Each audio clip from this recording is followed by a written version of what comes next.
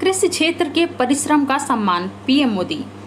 इस बड़ी उपलब्धि पर प्रधानमंत्री मोदी ने भी अपनी भावनाएं साझा की। उन्होंने अपने सोशल मीडिया पोस्ट में लिखा, FAO का एग्रीकोला मेडल प्राप्त कर सम्मानित महसूस कर रहा हूं। यह सम्मान खाद्य सुरक्षा, सतत विकास और हमारे कृषि क्षेत्र से जुड़े लोगों की कड़ी मेहनत के प्रति भारत की अटूट प्रतिबद्धता को दर्शाता है। 140 करोड़ की जनता को सम्मान। पीएम मोदी ने मेडल के लिए FAO चीफ को धन्यवाद दिया। साथ ही उन्होंने कहा, यह सम्मान सिर्फ मेरे लिए नहीं बल्कि 140 करोड़ भारतीयों के लिए है।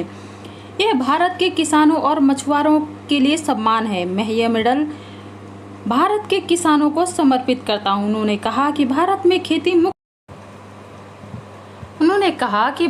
में खेती मुख्य पूंजी है और कहा, हम अपनी जमीन की पूजा करते हैं। पीएम मोदी का संबोधन।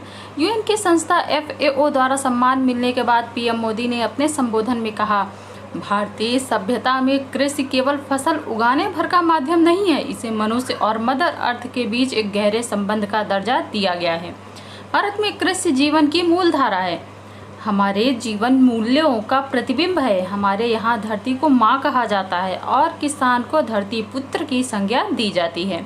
हजारों वर्ष पुराने यही मूल्य आज भी हमारे प्रयासों की प्रेरणा हैं। फ्रेंड्स, हजारों वर्षों की सीख और भारत की कृषि परंपरा के साथ आज हमारा देश एग्रीकल्चर सेक्टर में साइंस, टेक्नोलॉजी और इनोवेशन ड्रिवन अप्रोच को लेकर आगे बढ़ रहा है।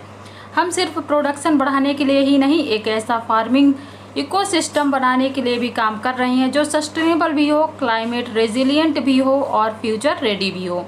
और इसीलिए पूरे भारत में साइंटिफिक एग्रीकल्चर को मिशन मोड में आगे बढ़ाया जा रहा है।